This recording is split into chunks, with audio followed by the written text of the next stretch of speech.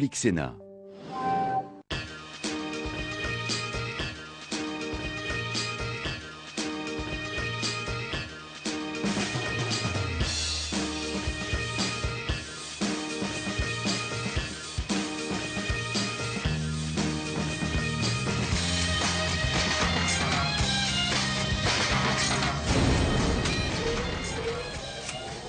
Salut à toutes et à tous et bienvenue dans Un Monde de Bulles, votre émission entièrement dédiée, dévouée, consacrée au 9e art et à la bande dessinée. Vous le savez, Un Monde de Bulles, c'est 1500 auteurs interviewés dans 280 émissions, 7 ans d'existence, un anniversaire, l'âge de raison ou pas. En tout cas, Un Monde de Bulles, c'est ça.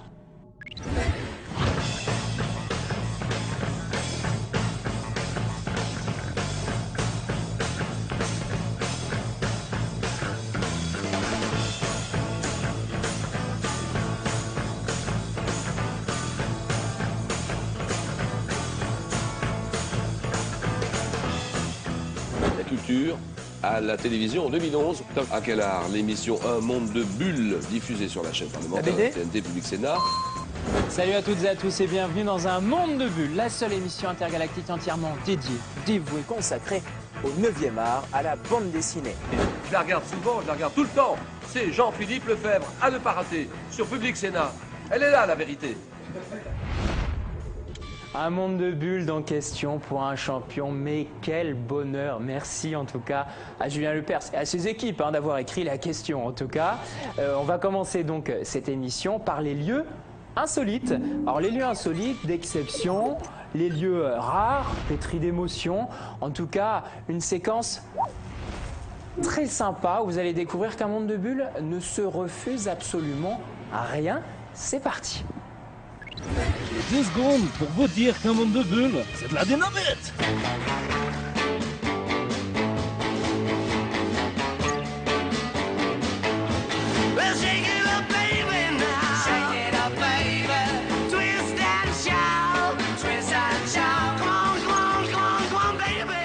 « 3330 mètres les enfants.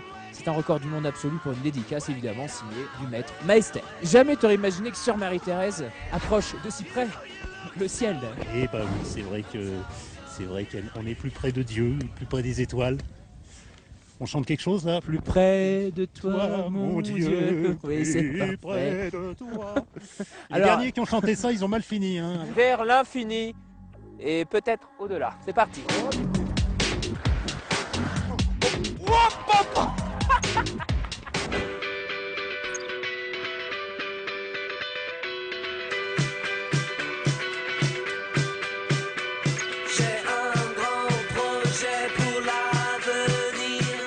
On débute aujourd'hui le Tour de France de la bande dessinée.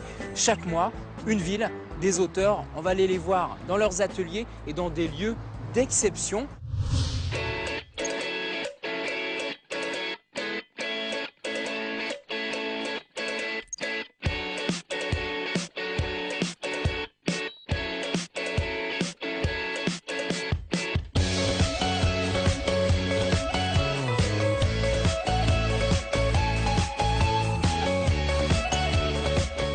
Christophe, les arènes de Nîmes, on les a privatisées pour toi parce que, on peut le dire, tu fais quand même dans la grandeur, dans la démesure depuis pas mal d'années. Tu te rends compte de tout le chemin parcouru et de ces nombreuses séries que tu as créées?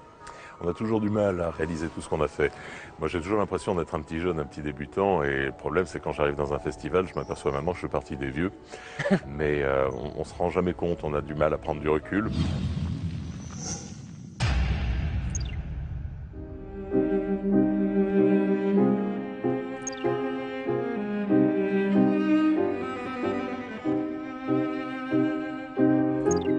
Depuis quelques années, la bande dessinée est devenue un rendez-vous incontournable de l'histoire, de la mémoire, de l'apprentissage de l'histoire. Je vous propose aujourd'hui donc une émission consacrée aux guerres, quelles qu'elles soient, dans la bande dessinée, dans le 9e art. Et pour cela, nous sommes venus ici, sur un lieu d'histoire et d'apprentissage de l'histoire, pour ne jamais oublier l'ancien camp de concentration du Struthof, en Alsace. Un monde de bulles, première, bienvenue ici, sur le toit des éditions Le Lombard, où derrière moi, Tintin et Milou domine tout Bruxelles, la capitale européenne de la bande dessinée.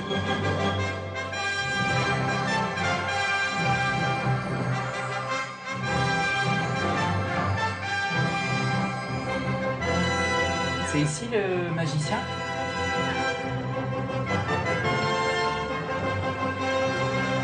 Donc là, Tibet, on arrive. On est chez moi là. Chez vous? Et c'est l'atelier où vous bossez là? Oui.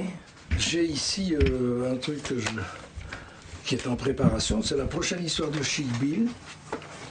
J'ai déjà plein de pages. Il y a des planches. Hein. Oh, ce que je m'amuse quand je fais ça. Vous pouvez pas savoir.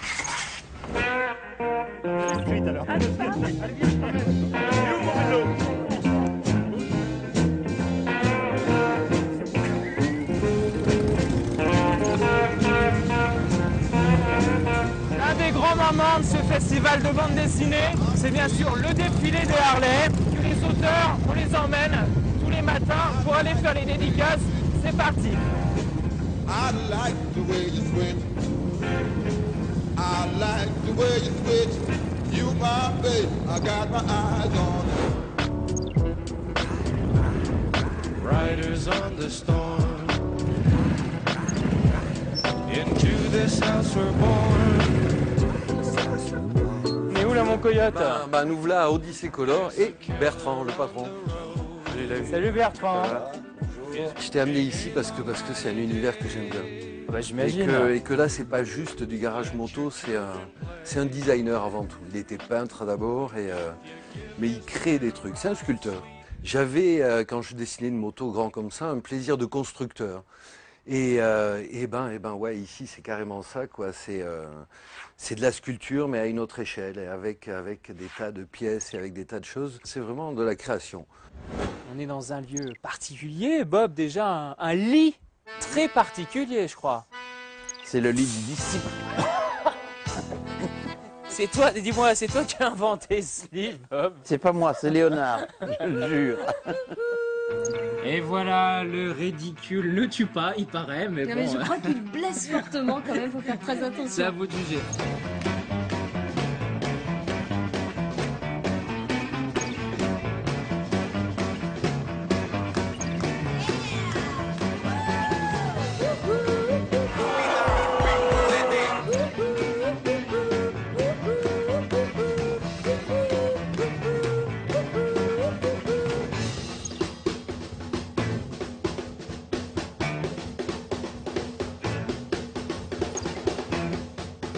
La partie de pétanque ô combien célébrissime du Festival de Roquebrune vient de s'achever.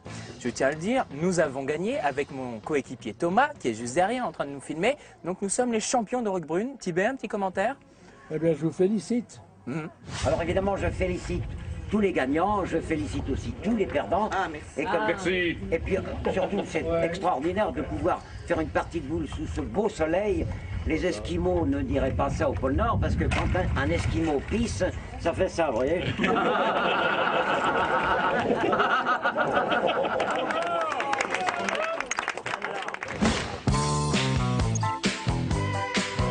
Nous sommes à l'Opéra Royal du Château de Versailles.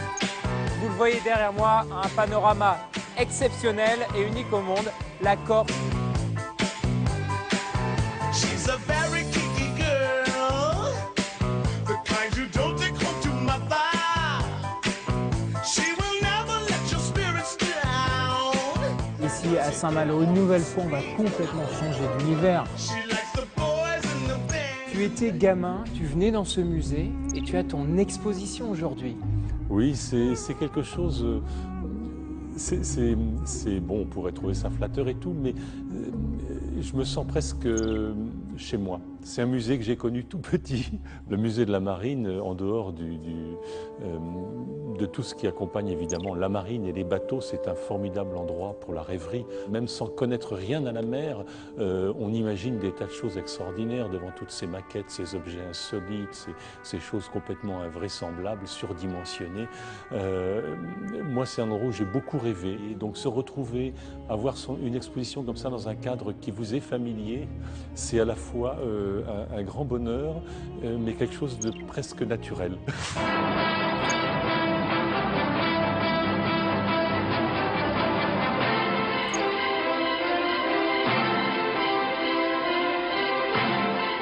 Didier, tu ne fais pas partie de cette incroyable collection. Je bouge un peu encore. Voilà. C'est pour ça. C'est pour ça que je ne bougeais pas, mais jusqu'à présent, je bouge là maintenant. Voilà, tu es un auteur qui se remet en question, c'est absolument nécessaire. C'est obligatoire. Je pense qu'arrivé à un certain moment de sa carrière, l'auteur est obligé de se remettre en question. Sinon, il a tendance à se répéter. Et ce qu'on demande à un auteur, c'est de ne pas se répéter et cependant d'amener toujours sa patte, son style, son ton, ses ingrédients.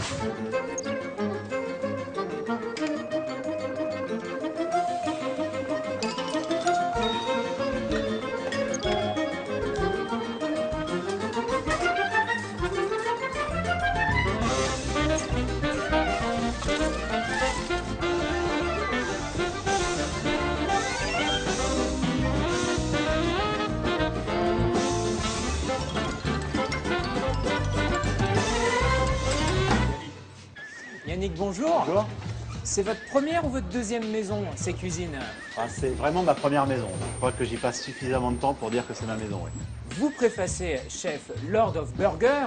Ça vous a pas fait peur le titre? Vous avez senti la provocation de Christophe et d'Audrey dès le départ? Non, la provocation, je crois qu'elle est maîtrisée. Et surtout, ce sont des vrais gourmands, ils adorent bouffer. Donc ça, pour moi, c'était primordial d'avoir cet échange-là. Et puis de voir à quel point ils sont rentrés dans la réalité des choses, dans les quotidiens d'une cuisine. Et puis un hamburger aussi, ça peut être extrêmement bien fait. J'en propose un au Dali dans le deuxième restaurant de l'hôtel. Et il a été élu meilleur hamburger du monde par le New York Times. Alors voilà.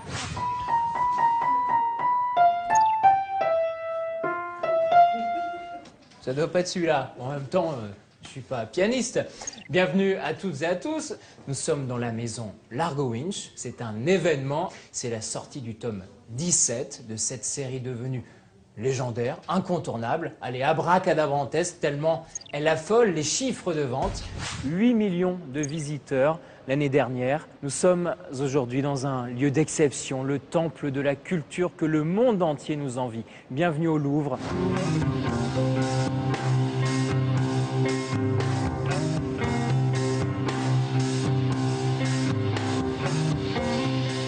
Enki Bilal, est-ce que vous avez le sentiment que la bande dessinée suit des chemins qui un jour peut-être l'amèneront ici, dans cette grande galerie?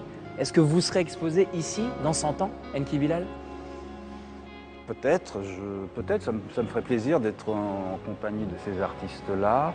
Je pense que oui, mais oui, bien sûr. C'est un art, mais c'est un artisanat aussi. Donc on est dans ce geste du dessin, ce geste de l'écriture, tout ça c'est primal et c'est la force de cet art. Et un art qui a une telle capacité finit forcément au mur des musées, plus ou moins grands, ou finit dans les bibliothèques, ça c'est déjà une réalité. Vous l'avez vu, dans un monde de bulles, on ne se refuse rien. Et on adore ça pour mettre en avant la bande dessinée. Maintenant, si je vous dis Enki Bilal, Albert Uderzo, Roger Leloup ou Robert Crumb, Taniguchi même, des petits noms? Non, des grands noms, des grands personnages, des très belles rencontres, des artistes exceptionnels qui font aujourd'hui le succès du 9e art et de la bande dessinée. Cette séquence, c'est vraiment ma séquence plaisir. Moi qui suis avant tout un fan de bande dessinée, c'est parti.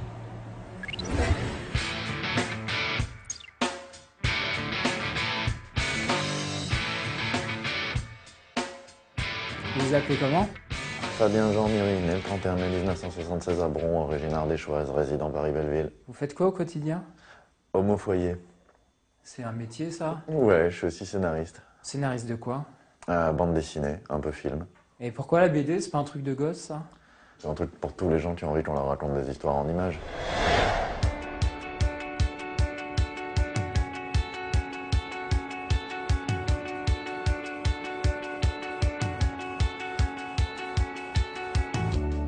Je ne regarde jamais en arrière, parce que ça sert à rien. Bien que quelquefois, pour Astérix par exemple, je suis obligé de regarder en arrière puisque je suis obligé de relire les albums qui sont faits dans un autre format pour vérifier les nouvelles couleurs qui sont beaucoup plus belles et beaucoup plus fines. Et donc je redécouvre des albums que je n'ai jamais lus depuis le début et je trouve que c'est pas mal. Je parle surtout du texte et du scénario. Hein. Parce que le dessin, j'ai toujours des critiques à me faire moi-même.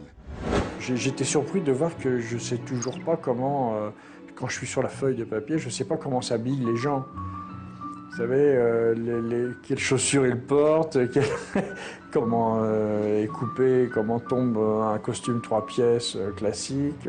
On croit savoir, on a ça en tête, on le reconnaît quand on le voit, mais quand il s'agit de le dessiner, eh bien non, il faut repartir à la pêche, à la documentation. On sait jamais comment est fait une voiture, on sait jamais. Vous avez plus de facilité avec la fantasmagorie ou le... Ah mais oui, ou la complètement, science-fiction, bien ça, sûr, quoi. parce que dans la science-fiction, je laisse presque ma main, mon crayon partir à l'aventure.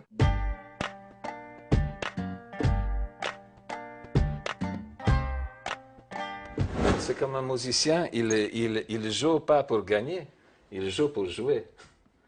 Moi, c'est pareil. Moi, je dessine ou je peins, c'est pas pour les achever, c'est pas pour le finir, pas pour le but, hein. Mais c'est pour mon but, c'est l'émotion pendant la création. C'est ça le plaisir.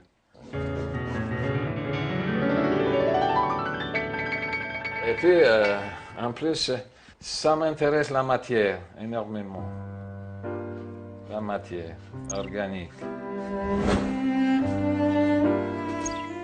Il est là, mon André. Salut mon chipou. Tu vas bien?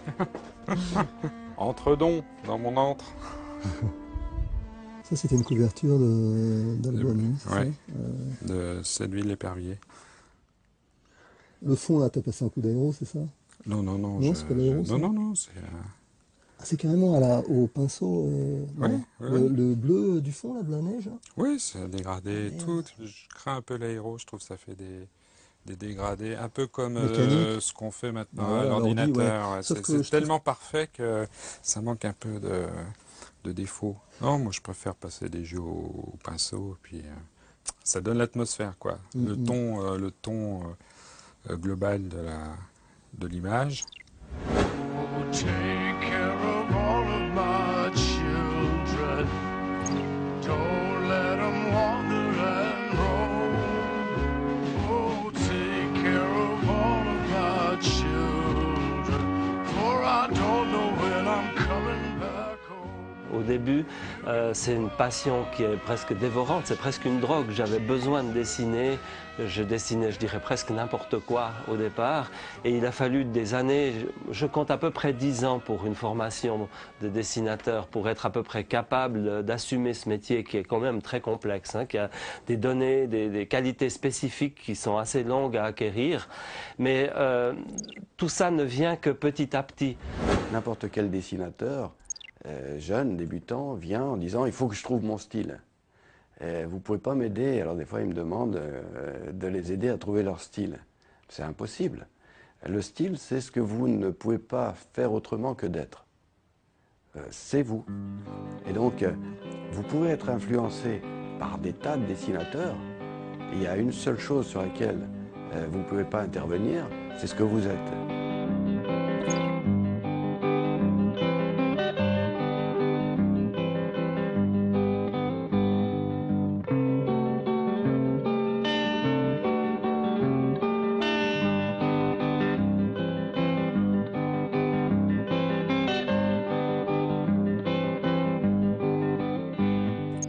Pour dessiner une scène d'amour, est-ce qu'il faut avoir, Milo, envie de faire l'amour, par exemple?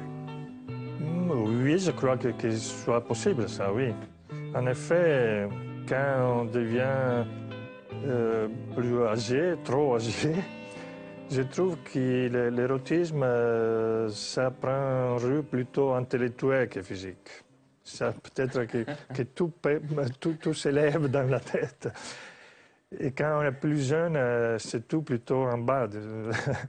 Pour dessiner un couple, il faut désirer d'être un couple. Oui, oui. Le chat a-t-il une chatte dans sa vie? Oui. Oui, monsieur. Alors on la voit de temps en temps dans les albums, on voit Madame le chat, on n'appelle pas la chatte. Est-ce que le chat lave ses vêtements avec la lessive, le chat? Non, non. Il ne peut pas. Alors il y a un contrat d'exclusivité. Non, ni avec ça, ni avec Homo. Non, en fait, c'est BHL lui file des tonneaux d'Ariel. D'accord, c'est très bon. No, I spends me time in the ashes and smoke. In this all wide world, there's no happier bloke.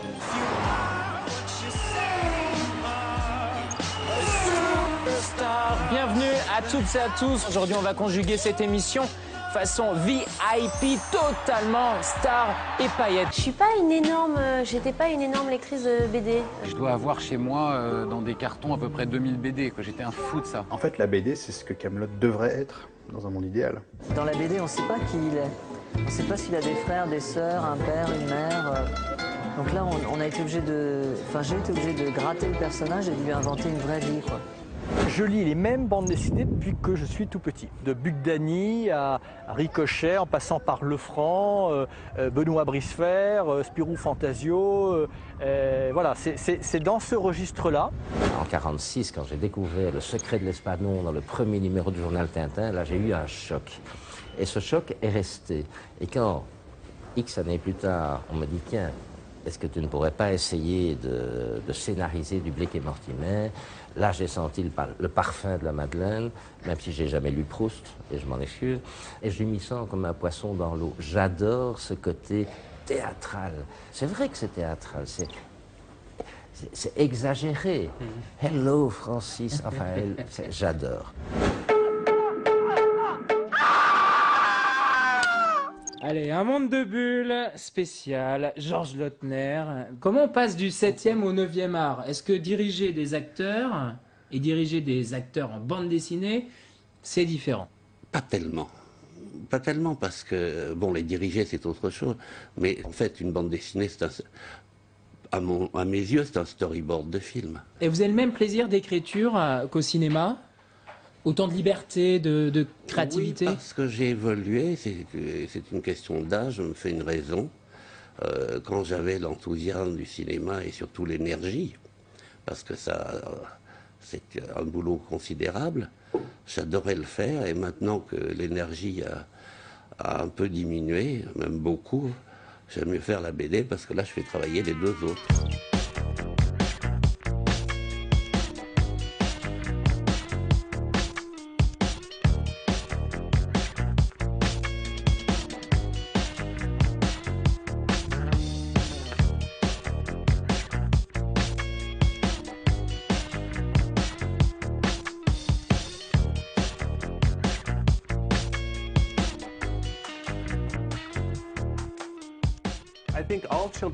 Je pense effectivement que tous les enfants aiment dessiner. Tous les enfants aiment les dinosaures. Mais c'est comme un virus, une maladie que l'on nous inocule lorsque l'on vieillit. Mais moi, je n'ai jamais perdu cette maladie. J'ai continué à dessiner, j'ai continué à rêver à d'autres mondes. Vraiment le point décisif de ma vie qui m'a orienté vers la fantaisie, c'était d'être en vacances dans le Kent, dans le sud d'Angleterre, avec ma mère et mon père. J'étais assez jeune. Il y avait un livre sur l'étagère qui était un petit peu poussiéreux. Je l'ai ouvert, j'ai commencé à le lire. C'était de Tolkien. Et ça a tout changé pour moi.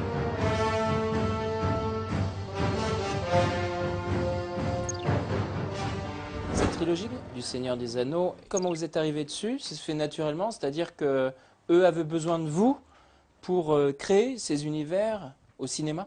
Plus ou moins, oui. C'est là où Jackson a fait un choix intéressant, puisque le monde du design à Hollywood est quand même, c'est pas un monde fermé, mais il y a beaucoup de gens très compétents dans ce milieu, il y a beaucoup de gens qui sont très forts. Et l'idée d'aller chercher deux illustrateurs dont l'expérience cinématographique se résumait à peu de choses était un pari. Je crois qu'on les a eus un peu à l'usure, c'est que pendant les 6 mois où ils travaillaient sur le script, ils avaient tapissé le bureau avec toutes les images qu'ils trouvaient. Et je crois que finalement, ils se sont habitués à voir nos dessins. Et ils se sont dit, bah allez, pourquoi pas ces deux-là.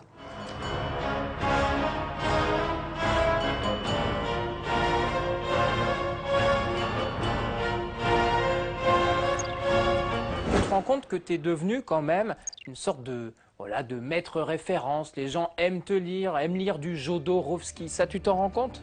Non, je ne me rends pas compte, mais ça me plaît ce que tu me dis. C'est agréable. J'espère que c'est vrai.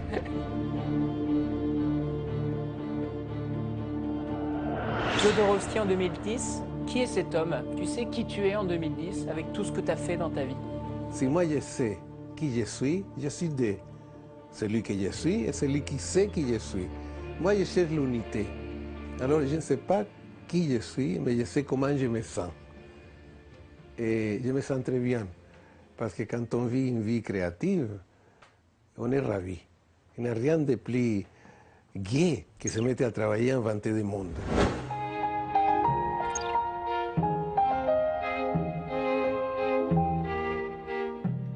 Yoko est née en 1968, donc la veille de Noël. Pourquoi une japonaise? Pourquoi Yoko? Dans ma jeunesse, il y a une héroïne, quand j'avais 15 ans, à peu près 16 ans, c'est le côté on est un peu fleur bleue, quoi. Il y avait une actrice de cinéma qui s'appelait Yoko Tani. Elle a fait des films comme La fille de Gengis Khan. Et Yoko Tani, moi j'ai toujours adoré, parce que c'était le genre un peu effacé, comme ça. C'est pas la fille battue, mais c'était la fille qui était efficace, mais qui était le type de la fille asiatique. Elle était bien rendue. Et je lui ai donné le nom de Yoko, donc en souvenir de Yoko Tani.